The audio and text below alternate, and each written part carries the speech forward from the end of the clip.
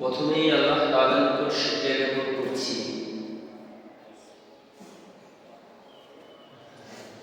যে আল্লাহ তাআলা আমাদেরকে শাবান মাসে এই জুমা শেষ জুমা সামনে যে জুমা পাবো ওই জুমাটা সকল জুমার মধ্য থেকে বাৎসরিক একটি পবিত্র জুমা, উত্তম জুমা, দিনের চাইতে একটু উত্তম দিন হতে পারে যদি আল্লাহ আমাদের জিন্দেগিতে হায়াতে বরকত দান করেন। আল্লাহ রাসূল সাল্লাল্লাহু আলাইহি ওয়াসাল্লাম এই দিনগুলো আসিত আর রাসূলের অন্তরের মধ্যে, সাহাবায়ে কেরামের অন্তরের মধ্যে, বর্তমান জামানায় দিনদার ফরেজগার আমলি মানুষের অন্তরের মধ্যে এই দিনগুলো একটা আলাদা আগ্রহ এবং অনুপ্রেরণা জাগায়। কিসের আগ্রহ, কিসের অনুপ্রেরণা? মানুষ ইবাদত করতে করতে যখন আল্লাহ তাআলা অনেকটা নিকটতম পৌঁছে যায়, সেটাকে আরো দ্রুত পৌঁছাবার জন্য যে একটা জিনিস প্রয়োজন সেটা হচ্ছে রমজান মাস। যেমনি ভাবে আমরা যখন আমাদের এই অঞ্চল থেকে ঢাকাতে যাওয়ার জন্য নিজের একটা পরিকল্পনা করে থাকি, সর্বপ্রথম আমরা আমাদের ঘর থেকে বের হই আমাদের দুই পায়ের মাধ্যমে, দুই পায়ে হেঁটে আমরা অটো হোক সিএনজি হোক সেখানে যেতে যেতে যে পরিমাণ সময় লাগে, যখন আমরা অটোতে উঠি অথবা সিএনজিতে উঠি, ওই হাঁটার চাইতে অটো সিএনজি দিয়ে বাস স্ট্যান্ড পর্যন্ত যেতে আমাদের আরো সময় কম লাগে, বাস্তবে সেটা আরো দ্রুত হয়, সেটা আর কি হয়, দ্রুত হয়। সিএনজি অথবা অটো থেকে নেমে আমরা যখন বাসে উঠি, কুমিল্লাতে যাওয়ার জন্য লাকসাম ঈশা কাউন্টারে ঈশা বাস যখন আমরা উঠি, তখন ঢাকাতে আমাদের হেঁটে যেতে যে সময় লাগতো, অটো দিয়ে যেতে যে সময় লাগতো তার চেয়ে কম লাগে না? ওই বাসের মাধ্যমে আমাদের ঢাকাতে পৌঁছার স্পিডটা বেড়ে যায়, অটোর মাধ্যমে আমাদের স্টেশন পর্যন্ত যাওয়ার স্পিডটা বেড়ে যায়। আর যদি সুন্দর পরিকল্পনা হতো কুমিল্লা যদি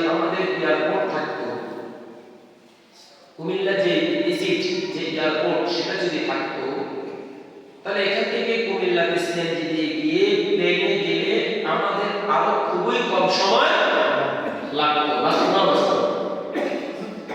যত দ্রুতগামী যানবাহনে আমরা উঠবো তত বেশি আমরা আমাদের লক্ষ্যে তাড়াতাড়ি পৌঁছাতে পারব। ঠিক তেমনি ভাবে আল্লাহ তাআলার নৈকট্য হাসিলের জন্য, আল্লাহকে অর্জন করার জন্য, আল্লাহকে পাওয়ার জন্য, আল্লাহর সান্নিধ্যে বান্দা আরো বেশি বেশি পৌঁছাবার জন্য রমজান মাসটা হচ্ছে ওই রকম একটি মাধ্যম। আল্লাহ সুবহানাহু ইবাদতকারী সারা বছর ইবাদত করে করে হেঁটে হেঁটে রজব এবং শাবান মাস পর্যন্ত পৌঁছায়। রজব এবং কি শাবান মাস পর্যন্ত পৌঁছায়। রজব এবং শাবান মাস পর্যন্ত যখন সে আসে তখন সেই সবে মেরাজ, সবে বরাতের মাধ্যমে, রোজাগুলো নফল কিছু রোজার মাধ্যমে আল্লাহ তাআলা রমজানের দ্বার পর্যন্ত পৌঁছায়। অর্থাৎ আল্লাহর নৈকট্য হাসিলের জন্য আরেকটি স্পিড বাড়ায়, ঠিক কিনা? অতঃপর রমজান মাস যখন আসে সেটা আল্লাহকে অর্জন করার জন্য চূড়ান্ত একটা পন্থায় বান্দাকে পৌঁছায়। বলুন সুবহানাল্লাহ। এই কারণে রাসূল করিম সাল্লাল্লাহু আলাইহি ওয়াসাল্লাম এই দুই মাসের জন্য বিশেষ দোয়া করতেন। এই দোয়ার মাধ্যমে আল্লাহ রাসূল সাল্লাল্লাহু আলাইহি ওয়াসাল্লাম আল্লাহর কাছে পৌঁছাবার যে স্পিরিট সেটা গতি বৃদ্ধি করে দিতেন। রমজান মাসে আল্লাহ রাসূল সাল্লাল্লাহু আলাইহি ওয়াসাল্লামের হাদিস শরীফে আছে, আল্লাহ রাসূল সাল্লাল্লাহু আলাইহি ওয়াসাল্লাম বলেন, যে ব্যক্তি রমজান মাস পেল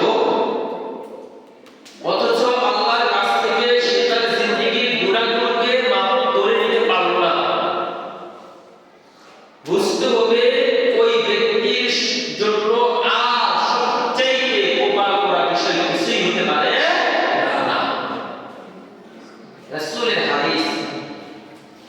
অর্থাৎ রমজান মাসে যে ব্যক্তি আল্লাহকে নিজের অন্তরে, আল্লাহর মহব্বত, আল্লাহর ভালোবাসা চূড়ান্ত ভাবে বসাতে পারল না, ওই ব্যক্তির মতন হতভাগা, দুর্ভাগা আল্লাহর জমিনের মধ্যে আর কেউ হতে পারে না। এই কারণে আল্লাহ রাসূল সাল্লাল্লাহু আলাইহি ওয়াসাল্লাম বলেন, আল্লাহকে হাসিল করার জন্য সারা বছর মানুষ যেই ৫ ওয়াক্ত নামাজ, নফল ইবাদত, জিকির, আজকার, নফল সওয়াবের কাজ, নফল ইবাদতগুলো, ফরজ ইবাদতগুলো, ওয়াজিব ইবাদতগুলো, নির্দিষ্ট ইবাদতগুলো পালন করতে করতে রজব এবং শাবান মাসে এসে আল্লাহ বান্দার স্পিরিটকে আল্লাহর দিকে আরো বাড়িয়ে দেয়। আর রমজান মাসে বান্দা আল্লাহকে চূড়ান্ত ভাবে পাওয়ার জন্য আল্লাহ রমজান মাসকে মাধ্যম বানিয়ে দেন। সুবহানাল্লাহ। এই কারণে আল্লাহর খাস বান্দারা, খাস বান্দিরা, আল্লাহর খাস বান্দা কি খাস বান্দিরা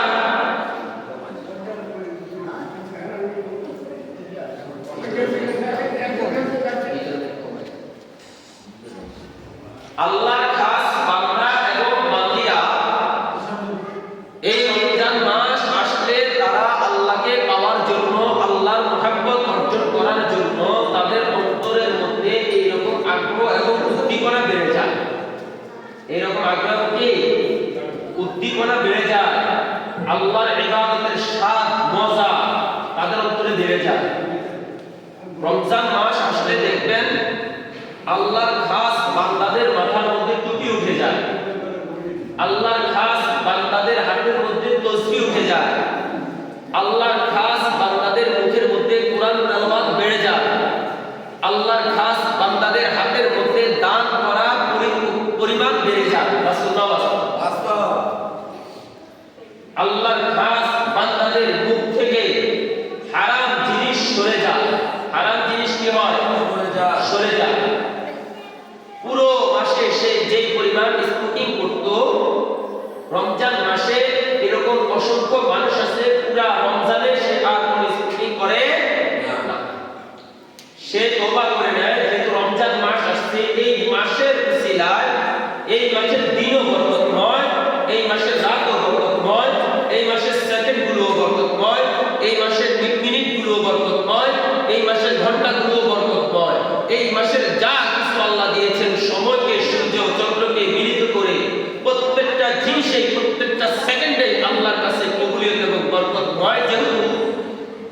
সেহেতু আমরা এই মাসে আর কোনো প্রকার খারাপ অশ্লীল কাজে লিপ্ত হব না। এই কারণে এই মাসে আল্লাহর খাস বান্দাদের অন্তরের মধ্যে আলাদা একটা স্বাদ, আলাদা একটা মজা, আলাদা একটা আগ্রহ, আলাদা একটা উদ্দীপনা জাগ্রত হয়। যদি কোনো মুমিন বান্দা, যদি কোনো মুসলমানের সন্তান, যদি কোনো মুসলমান মা এবং বোন পর্দার আড়ালে রমজান মাস আসতেছে এটার আনন্দ আপনার দিলে অনুভূতি না হয়, কথাটা খেয়াল করবেন। যুবক, বৃদ্ধ, পুরুষ, নারী, মহিলা, যত মানুষ আল্লাহর এই জমিনে আছেন, যারা নিজেদেরকে মুসলমান মনে করেন, যদি রমজান মাস আসার কারণে আপনার অন্তরের মধ্যে আলাদা একটা আগ্রহ, উদ্দীপনা, মজা যদি না লাগে, শান্তি যদি না আসে, আপনি নিজেই ধরে নেবেন আল্লাহর কোনো না কোনো রাগ আপনার উপরে তৈরি হয়ে আছে। কথা কি বুঝাইতে পারছি? কারণ যেই দিলে আল্লাহর রহমত আছে, সেই দিলে ইবাদতের মজা আস্বাদনও আছে। যেই দিলে কি আছে? আল্লাহর রহমত আছে। যেই দিলে, যে অন্তরের দিকে আল্লাহর রহমতের দৃষ্টি আছে, যেই মুমিনের কলবের মধ্যে আল্লাহর রহমতের নজর আছে, সেই মুমিনের কলবের মধ্যে রমজানের ভালোবাসা, রমজানের মহব্বত, রমজান আসার একটা স্বাদ অনুভূত হবে। আমরা কখনো নিজের বিবেক দিয়ে চিন্তা করলে আমরা আমাদের কর্মের অবস্থান আমরা বুঝে ফেলতে পারি। এই কারণে আল্লাহ রাসূল সাল্লাল্লাহু আলাইহি ওয়াসাল্লাম হাদিস শরীফের মধ্যে বলেন, দুনিয়ার জমিনের মধ্যে সবচেয়ে বড় আদালত হচ্ছে মানুষের বিবেক। মানুষের কি বিবেক? দুনিয়ার জমিনে সবচেয়ে বড় আদালত কি? মানুষের বিবেক। মানুষের বিবেক। যেই মানুষের বিবেক, মানুষ চিন্তা করলেই মানুষ বুঝতে পারে আমি ভালো না মন্দ। হাইকোর্ট, জজ কোর্ট, সুপ্রিম কোর্ট, বিশ্ব কোর্ট, যত কোর্টে রায় দেয়, মানুষের বিবেক মানুষকে যে রায় দেয় সেটা কখনো এক হয়। একটা মানুষের বিবেক মানুষের কর্মের সাথে সাথে তাকে ভালো মন্দের রায় দিয়ে দেয়। বাস্তব না বাস্তব? কথা বলেন, বাস্তব না বাস্তব? আপনি আদালত থেকে রায় আনার আগেই, আপনার কর্ম করার আগেই, সমাজের বিচারের রায় আনার আগেই, পারিবারিক বিচারের রায় আনার আগেই, দুই চারজন বন্ধুদের মধ্যে বিচারের মধ্যে রায় আনার আগেই আপনার বিবেক আপনাকে সর্বপ্রথম রায় দিয়ে দিবে, সাথে সাথে রায় দিয়ে দিবে আপনি এটা ভালো কাজ করছেন না খারাপ কাজ করছেন। আল্লাহ বিবেককে এইভাবে দাঁড়া করায় রাখছেন। আল্লাহ বলে, বান্দা, দুনিয়ার জমিনে তুমি কার কাছে রায় খুঁজতে যাবা? আমি সবচাইতে বড় আদালত তোমার বেডের মধ্যে বসায় দিছি। তোমার কর্মের সাথে সাথে তোমার কর্ম শেষ হতে দেরি হবে, এক সেকেন্ডের ভিতরে তোমার বিবেক নামক এক আদালত তোমাকে এটা রায় দিয়ে দেবে তুমি ভালো না মন্দ কাজ করেছো। তো এই রমজান মাসে যার অন্তরের মধ্যে রমজানের স্বাদ, রমজানের মজা, রমজানের প্রতি একটা আগ্রহ, উদ্দীপনা, রমজানের একটা আনন্দ, রমজানের একটা অনুভূতি না আসবে, না লাগবে, আপনি বুঝে নেবেন আল্লাহর পক্ষ থেকে আপনার কলবের মধ্যে, আপনার দিলের মধ্যে, আপনার অন্তরের মধ্যে কোনো না কোনো আল্লাহর রাগ বসে আছে, আল্লাহর কোনো না কোনো শাস্তির চিন্তা চেতনা, আল্লাহর প্রতি নাফরমানির কোনো না কোনো দাগ আপনার অন্তরে বসে আছে। কথা কি বুঝাইতে পারছি? রমজান আসার আগেই সতর্ক করতেছি। এই কারণে করণীয় কি? কথা বলছেন, কারণ বললাম সেখান থেকে বাঁচা, সেখান থেকে উত্তীর্ণ হওয়া পন্থা জানা দরকার আছে না? আমি একজনকে খাদে ফেলাইলাম ভালোর জন্য, আমি জানি যে ওই খাদের মধ্যে হীরা মণিমুক্তা আছে, বিশাল এক গর্তে ফেলাই দিলাম, কিন্তু সেই গর্ত থেকে উঠার তো রাস্তা বাঁচায় দিতে হবে, ঠিক কিনা? মণিমুক্তার এক বিশাল ভান্ডার পেয়ে যদি বান্দা সেখানে কঙ্কাল হয়ে মারা যায়, তাহলে এই মণিমুক্তার ভান্ডার দিয়ে কোনো লাভ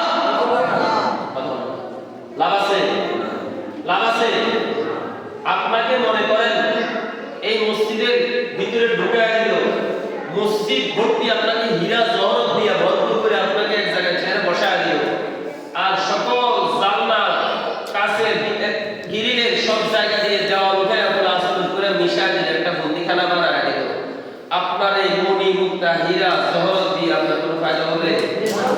একদিন, দুই দিন, তিন দিন, চার দিনের দিন এখানে লাশ, চার দিন এখানে কি এক মাস, এক বছর পরে আয়সা দেখবে চেহারার মধ্যে ওই ব্যক্তির চামড়াগুলো লাশের সাথে পড়ে উলু খেয়ে ফেলেছে, হাড্ডিগুলো এভাবে পড়ে আছে।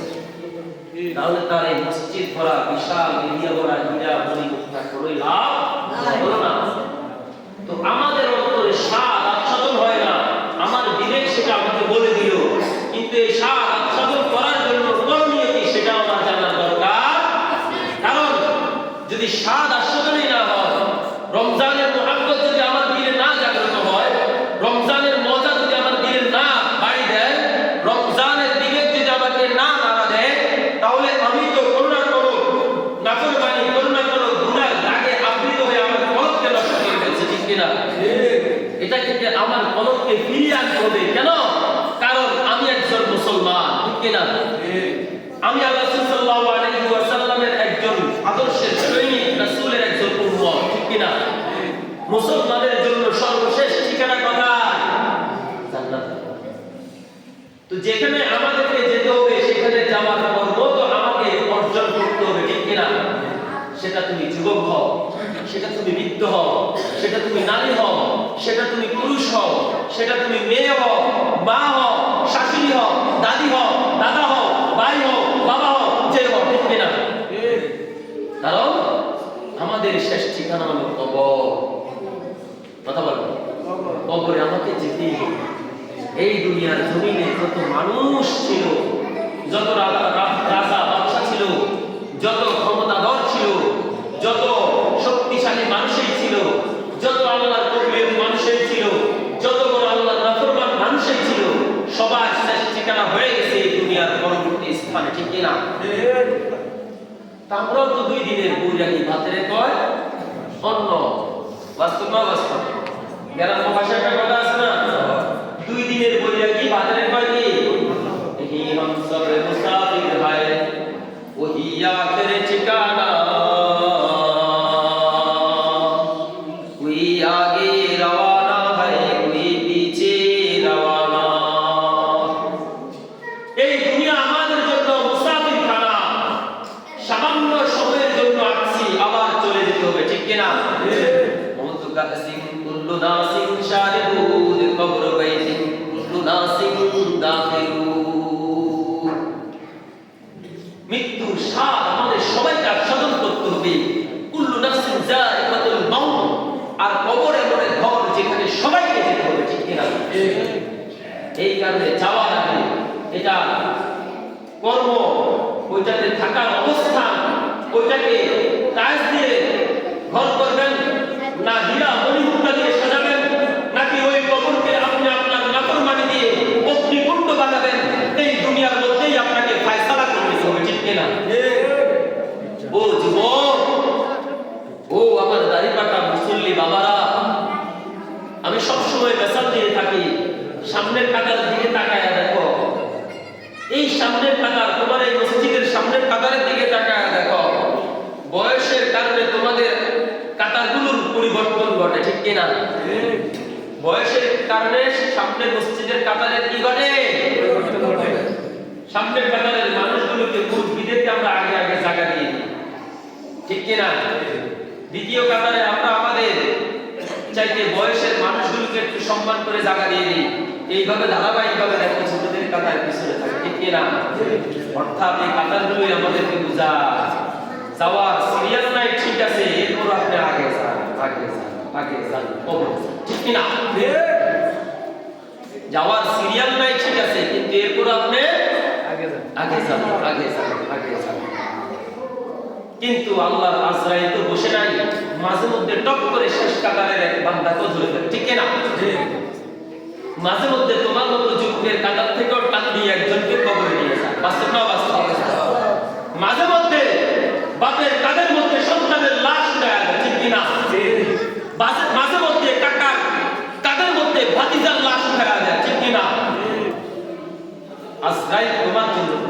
আমার জন্য প্রস্তুত, আজরাইলের শিশু বাচ্চার জন্য প্রস্তুত, আজরাইলের দাড়ি কাটা মুসলিমের জন্য প্রস্তুত।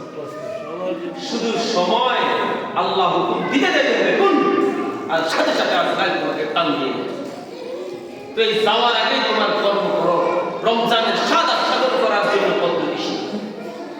যদি দেখো তোমার অন্তরের মধ্যে রমজানের স্বাদ আস্বাদন হচ্ছে না, রমজানের প্রতি তোমার আগ্রহ বাড়তেছে না, রমজান আসতেছে কিন্তু তোমার দিলে কোনো পরিবর্তন ঘটতেছে না, ইবাদতের চিন্তা চেতনা আসতেছে না, সামনে রমজান আসতেছে, আলাদা একটা মজা, ইবাদতের মজা, ইসলামের মজা জাগতেছে না, তাহলে তুমি বুঝে নিবা তোমার কলবের মধ্যে এই ইসলামের মজা, রমজানের মজা, আল্লাহর মুহাব্বতের মজা, রাসূলের মুহাব্বতের মজা উঠিয়ে দেওয়ার মতন এমন এক কর্ম দ্বারা তোমার দিনকে তুমি কালো করে ফেলছো, যে কর্মের কারণে এই স্বাদগুলো, এই রহমতের দরজা তোমার জন্য, তোমার কলবের জন্য বন্ধ হয়ে গেছে।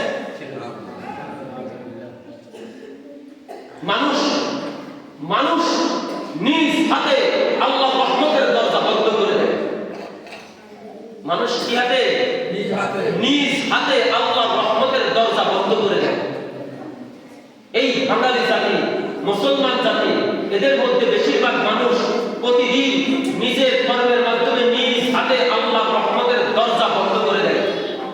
আল্লাহ রাসূল সাল্লাল্লাহু আলাইহি ওয়াসাল্লাম হাদিস শরীফের মধ্যে বলেন, প্রতিদিন ফজরের নামাজের সময় যেই ব্যক্তির ঘরের দরজা খোলা হয়, আল্লাহ সুবহানাহু সাদেকের সময় ওই ব্যক্তির ঘরের মধ্যে আল্লাহ রহমত পৌঁছায় দেয়। আমরা বাঙালি জাতি, আমরা এই এলাকার মানুষগুলো কার কার দরজা আমরা আজকে ফজরের সময় খোলা হয়েছে চিন্তা করে দেখেন। নিজ হাতে আল্লাহর রহমতের আশার দরজা আমরা দুই হাতে বন্ধ করে রাখি, ঠিক কিনা? মানুষ, তুমি তোমার কোন বিবেক দিয়ে ইসলাম কিছু করো? ও মানুষ, তুমি তোমার কোন চিন্তা চেতনা থেকে ইসলামকে ভালোবাসো?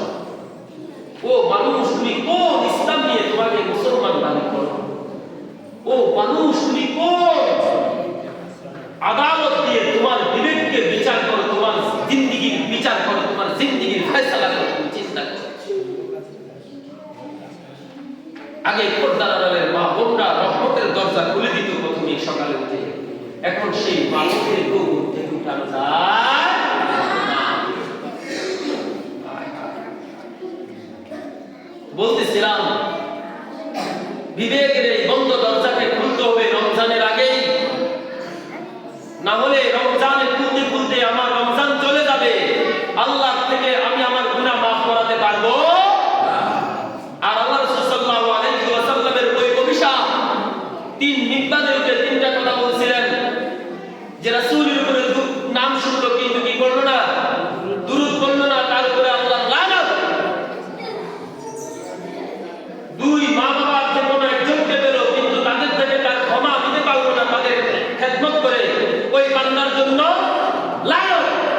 তিন নাম্বার রমজান পেল কিন্তু আল্লাহ থেকে ক্ষমা প্রার্থনা করে দিতে পারলো না, ওই বান্দার জন্য, ওই উম্মতের জন্য। ঘটনা ভুলে গেছি মনে হয়।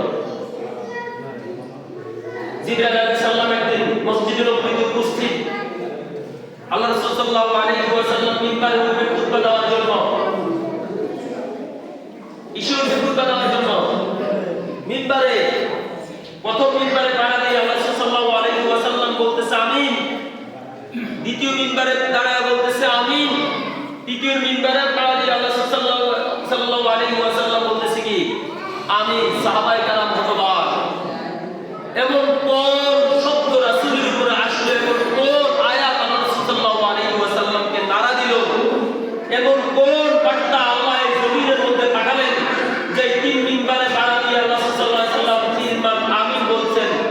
আমিন বলার মানে হচ্ছে আল্লাহ তুমি কবুল করে নাও, তুমি এই দরখাস্ত কবুল করো, আমি এটার সাথে সমর্থন জানাইলাম, আমি সিগনেচার দিলাম, আমি এটাতে সাক্ষ্য দিলাম, আমি এই তিন পয়েন্টের মধ্যে আমিও আপনার সাথে একমত হলাম, আল্লাহ এটাকে কবুল করেন। এটাই হচ্ছে মূল কাহিনী। কিন্তু সাহাবায়ে কেরাম তো জানে না এমন কোন বার্তা রাসূলকে আমিন বলার জন্য বাধ্য করলো। সাহাবায়ে কেরাম হতবাক, সাহাবায়ে কেরাম কি হতবাক। খুতবা দিয়ে নামলেন, জুমার নামাজ পড়ালেন, নামাজ পড়াবার পরে সাহাবায়ে কেরাম উপস্থিত, ইয়া রাসূলুল্লাহ, ইয়া হাবিবাল্লাহ, এমন কোন শব্দ আপনার মুখ দিয়ে আমিন বের করতে বাধ্য করলো এমন কোর বার্তা আল্লাহ আরশে আজিম থেকে আমাদের মতো এরকম নাফরমান, আমাদের মতো এরকম অযোগ্য উম্মতগুলোর জন্য, সাহাবাদের জন্য পাঠানো। আমরা তো জানি না, আপনি আমাদেরকে এই বার্তা পৌঁছান। এটা কি হয়েছিল? আল্লাহ রাসূল সাল্লাল্লাহু আলাইহি ওয়াসাল্লাম বলে, ও সাহাবায়ে কেরাম, আশারায়ে মুবাশশারারা, ও সাহাবায়ে কেরাম, সত্যের মাপকাঠিরা, ও সাহাবায়ে কেরাম, আমার সুন্নতের তাবেদাররা, তামাসসাক বিসুন্নতি ওয়া সুন্নতি খুলাফায়ে রাশিদিন আল মাহদিয়্যিন ওয়াদু আলাইহা বিন নওয়াজিজ। ও আমার সত্যের মাপকাঠি সাহাবায়ে কেরাম, শুনে নাও, আমি তোমাদেরকে ওই বার্তাগুলো পৌঁছাচ্ছি। তিন মিম্বার আমিন বলছি, আমি এক মিম্বারে দাঁড়িয়ে বলেছি আমিন। ওই মিম্বারের মধ্যে বার্তা ছিল, যে সন্তান তার মা বাবাকে দিল, বৃদ্ধ মা বাবার খেদমত করে তাদের থেকে ক্ষমা নিতে পারলো না, তাদেরকে সন্তুষ্টি করতে পারলো না, বরং তাদের রাগ অর্জন করে তার জিন্দেগি পার করলো, ওই সন্তানের উপরে আল্লাহ পক্ষ থেকে লানত করো। আমি এটার উপরে আমিন বলেছিলাম। জিবরাইল আমার কাছে এই বার্তা পৌঁছাইছে, আমি সাথে সাথে সেটাকে সিগনেচার করে দিয়েছি। আল্লাহ আরশে আজিমে পৌঁছাচ্ছে যে আল্লাহ আমি এটার সাথে একমত, তাকে আপনি লানত দিয়ে কবরে পাশ করে দেন। বলেন না নাউজুবিল্লাহ। নাউজুবিল্লাহ বাড়িতে নিয়ে ঘুরিয়েন। নাউজুবিল্লাহ আপনি আপনার ওয়াইফ নিয়ে সন্তানাদি নিয়ে ঘরের মধ্যে বসে বলিয়ে নাকি কথা বলেন। আল্লাহ আমাদেরকে মাফ করুন, শোনা আমিন। দ্বিতীয় মিম্বারে আমি আমিন বলেছিলাম। জিবরাইল আলাইহিস সালাম আমাকে বার্তা দিয়েছিল, ইয়া রাসূলুল্লাহ, ইয়া হাবিবাল্লাহ, আল্লাহ তাআলা আপনার উপরে দরুদ করে, সাল্লু আলাইহি ওয়া সাল্লিমু তাসলিমা। আল্লাহ শুধু নয়, বরং আসমানের ফেরেশতারা আপনার উপরে দরুদ করে। শুধু আসমানের ফেরেশতা নয়, এই ভূখণ্ডে যত সৃষ্টি আছে, আল্লাহর জান্নাত জাহান্নাম যা কিছু আছে, প্রত্যেকটা জিনিস নিয়ে আল্লাহ তাআলা আপনার দরুদ করে। আল্লাহ কতক্ষণ দরুদ করে? দুনিয়ার জমিন যখন থাকবে না, এই মানুষগুলো যখন থাকবে না, সব কিছু যখন ধ্বংস হয়ে যাবে, একমাত্র আল্লাহ থাকবে। ওয়াহিদুল কাহ্হার যখন থাকবে, একমাত্র আল্লাহ রাজত্ব থাকবে, তখনও আল্লাহ তাআলা আপনার উপরে দরুদ করবে। কোরআনের মধ্যে আল্লাহ বলে দিয়েছেন, যেই উম্মত আপনার, যে আপনার বান্দা দাবি করবে, আল্লাহর বান্দা দাবি করবে, আপনার উম্মত দাবি করবে, সেই উম্মত যদি আপনার নাম শুনে আপনার উপরে দরুদ না করে, তার উপরে লানত করুক। আল্লাহ এই বার্তা পাঠিয়েছে। আল্লাহ রাসূল সাল্লাল্লাহু আলাইহি ওয়াসাল্লাম বলেছেন, আমি এটার সাথে একমত হলাম, আমিন বলে সাইন করে দিলাম। আল্লাহকে বলো সেটাকেও কার্যকর করার জন্য। বলুন না নাউজুবিল্লাহ। আমরা তো করি না, এই কারণে নাউজুবিল্লাহ। আমরা নবীজির নাম শুনি, হযরত মুহাম্মদ সাল্লাল্লাহু আলাইহি ওয়াসাল্লাম, আমরা দরুদ পড়ি না, বাস্তব না বাস্তব? ছোট্ট দরুদ সাল্লাল্লাহু আলাইহি ওয়াসাল্লাম, মুহাম্মদ রাসূলুল্লাহ সাল্লাল্লাহু আলাইহি ওয়াসাল্লাম পড়ি না, বাস্তব না বাস্তব? কথা বলেন, বাস্তব না বাস্তব? আল্লাহ রাসূল সাল্লাল্লাহু আলাইহি ওয়াসাল্লাম বলেন, আমি কার্যকর করে দিলাম, সাইন দিয়ে দিলাম। আল্লাহকে বলো এই বিলও পাস করে দিন, এই বিলও কি পাস করে দিন। ও সাহাবায়ে কেরাম, তৃতীয় মিম্বরে সবচাইতে বড় একটা জিনিস ঘোষণা আসলো। জিবরাইল আলাইহিস সালাম বলতেছে, ইয়া রাসূলুল্লাহ, ইয়া হাবিবাল্লাহ, আল্লাহ তৃতীয় মিম্বরে আরেকটা বার্তা পাঠিয়েছেন। যেই ব্যক্তি রমজান পেল কিন্তু রমজানে আল্লাহর সন্তুষ্টি অর্জন করতে পারল না, নিজের আমলের অধীনের কৃতকর্মের, নাফরমানিকৃত কর্মের ক্ষমা করিয়ে আপনার কাছে, আল্লাহর কাছে মাফ চাইতে পারল না, ওই ব্যক্তির উপরে আল্লাহর পক্ষ থেকে লানত করুক। আল্লাহ এই বার্তা পাঠাইছে। রাসূল করিম সাল্লাল্লাহু আলাইহি ওয়াসাল্লাম বলে, সেটা যুবক হোক, সেটা মহিলা হোক, সেটা নারী হোক, সেটা মেয়ে হোক, যেই বালেগের উপরে রমজান ফরজ হয়েছে, রোজা ফরজ হয়েছে, রোজা রাখা ফরজ হয়েছে, সে যদি রোজা না রাখে এবং ওই রমজান মাসে যদি ইবাদত না করে, আল্লাহর কাছ থেকে যদি ক্ষমা না করাতে পারে, আমি রাসূল আল্লাহর এই মতের সাথে একমত। আল্লাহকে বলো এই লানতের যে বার্তা, সেটাকে কবুল করে নেওয়ার জন্য আমি সিগনেচার দিয়ে দিলাম। বলেন না নাউজুবিল্লাহ। আল্লাহ আমাদেরকে হেফাজত করুন। আপনি বুঝবেন কিভাবে আমি আল্লাহর কাছ থেকে ক্ষমা নিয়ে নিয়েছি? এত কঠিন একটা জিনিস, আপনি এটাকে সাধারণ মনে করেন না। আল্লাহ এবং আল্লাহ রাসূল দুজনে বলতেছে ওই মানুষগুলোর উপরে কি লানত, মানে কি?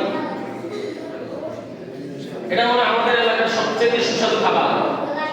হ্যাঁ, কাচ্চি ডালের কাচ্চি, লাকসামের কাচ্চি ডালের কাচ্চি, এটা খাইলেই মজা লাগে নাকি? লানত, তার লানত। আমার মতন এরকম মদনের কথা বলেন, আমার মতন এরকম মদনের